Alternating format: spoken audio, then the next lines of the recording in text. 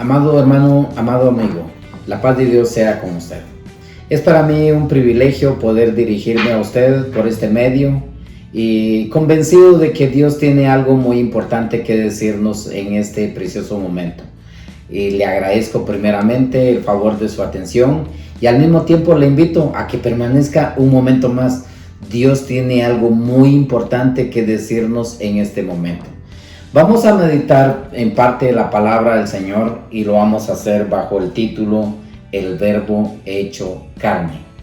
Posiblemente si usted ha leído la Biblia, este título le parezca conocido. Pero si no lo ha leído, posiblemente le parezca curioso. ¿Cómo es eso que el Verbo hecho carne? Pues no se preocupe si se le hace difícil entender, que para eso es que vamos a meditar en este momento. Y lo vamos a hacer leyendo lo que dice Juan en su capítulo 1, versículo 1 al versículo 18. Solo que lo vamos a ir leyendo parte por parte. En este momento quiero invitarle a que me acompañe a leer los versículos 1 y versículo 2. Dice así: En el principio era el Verbo, y el Verbo era con Dios, y el Verbo era Dios. Este era en el principio con Dios. Notemos que acá dice que en el principio el Verbo era con Dios y el Verbo era Dios. Esta palabra del principio es un término griego, en el cual lo que se busca es dar a conocer que es en el principio que gobernaba. Y precisamente en el principio que gobernaba, dice Juan, que el Verbo era con Dios y el Verbo era Dios.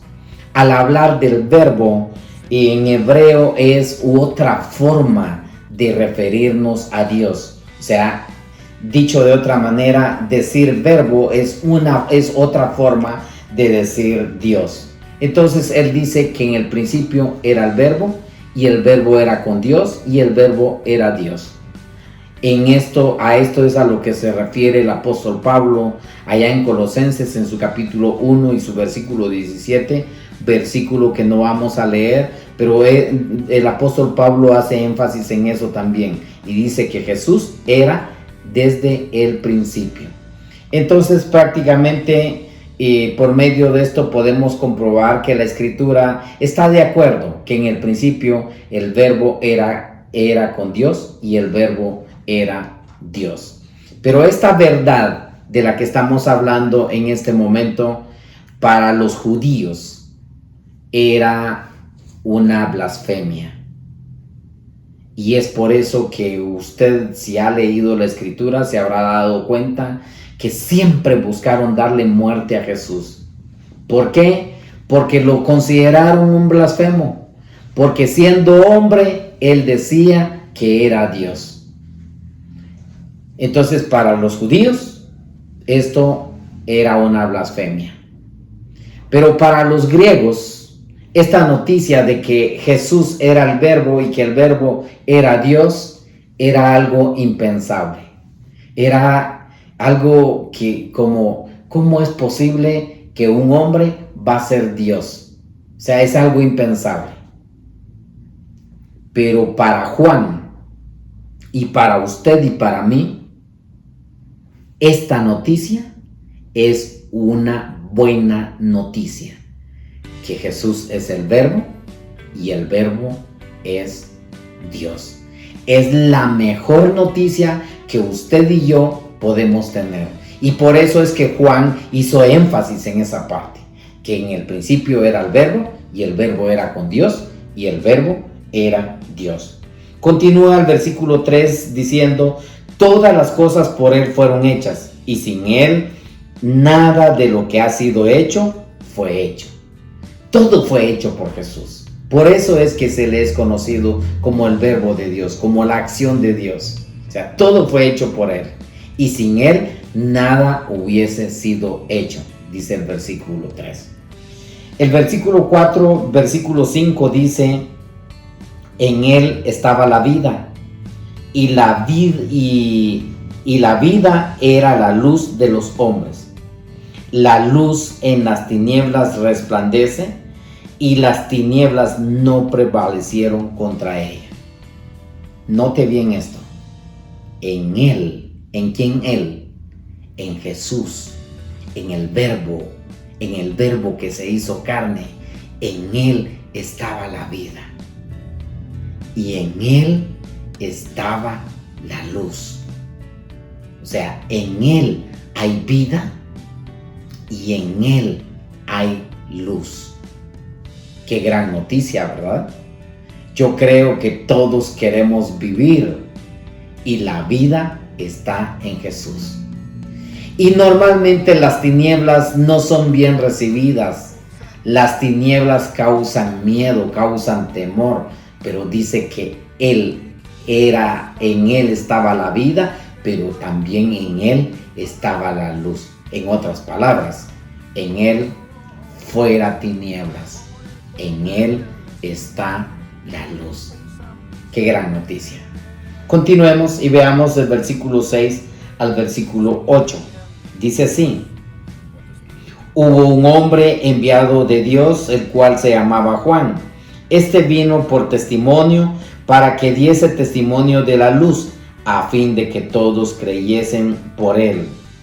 No era él la luz, sino que diese testimonio de la luz. Juan tuvo un llamado especial, y el llamado de Juan era anunciar que Jesús es la luz.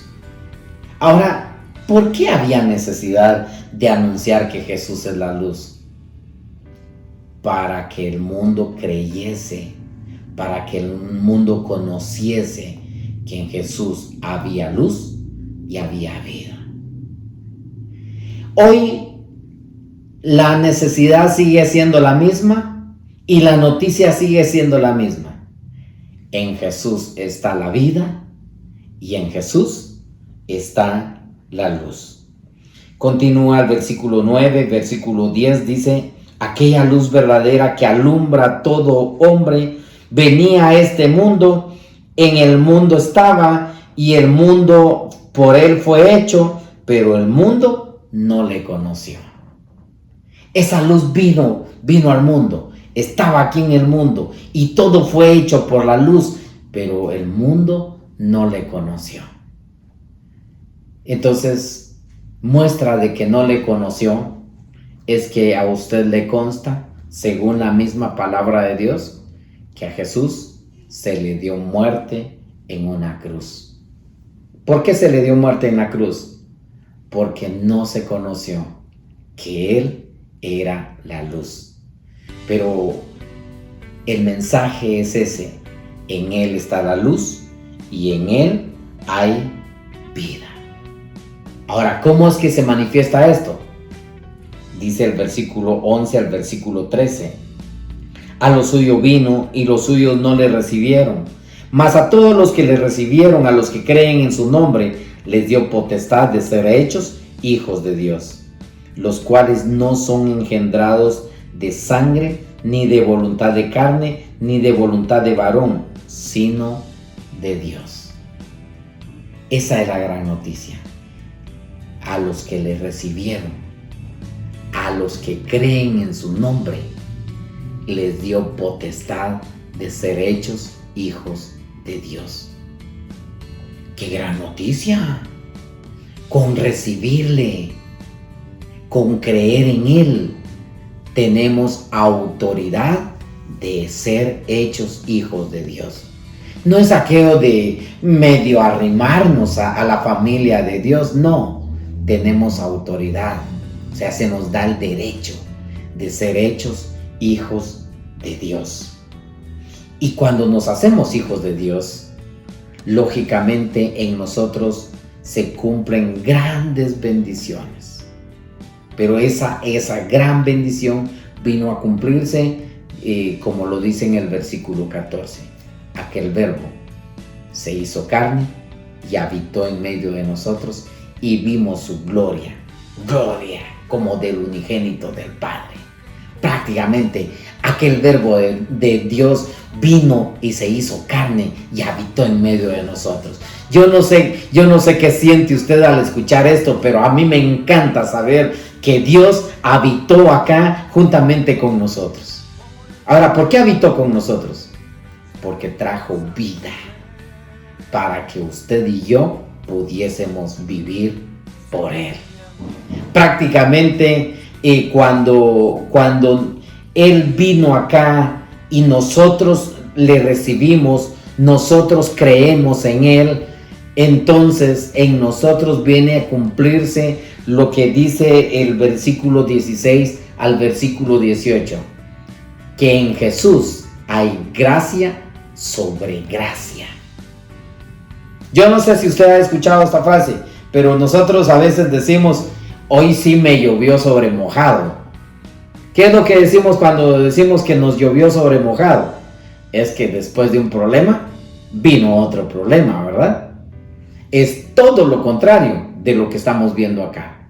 Que en Jesús hay gracia sobre gracia. O sea, en Jesús tenemos regalo sobre regalo. En Jesús todo es bendición. En lo personal, yo recuerdo mi encuentro personal con Él. Un día me enfrenté a la muerte en medio de 300 o 400 guerrilleros rodeándome y ya ahí amenazándome de muerte. Acudí a Él pidiéndole perdón y Él me perdonó. Y no solo me perdonó, sino también me dio vida para ver que me perdonó. Prácticamente me ha dado gracia sobre gracia. Y no solo, esa fue mi primera experiencia con Él. Y desde ahí he tenido grandes experiencias de gracia sobre gracia. Y yo creo que usted también puede tener una experiencia de este tipo si no la ha tenido. De tener gracia sobre gracia. ¿Y cómo es que se obtiene eso? Sencillamente, a los que le recibieron, a los que creen en su nombre, les dio potestad de ser hechos hijos de Dios.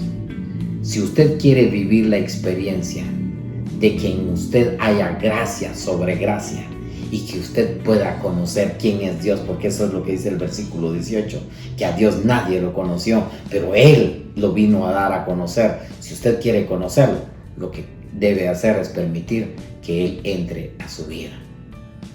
Si este mensaje ha sido de bendición para usted y usted hoy está sintiendo el llamado de Dios, yo le invito a que no desaproveche esta oportunidad.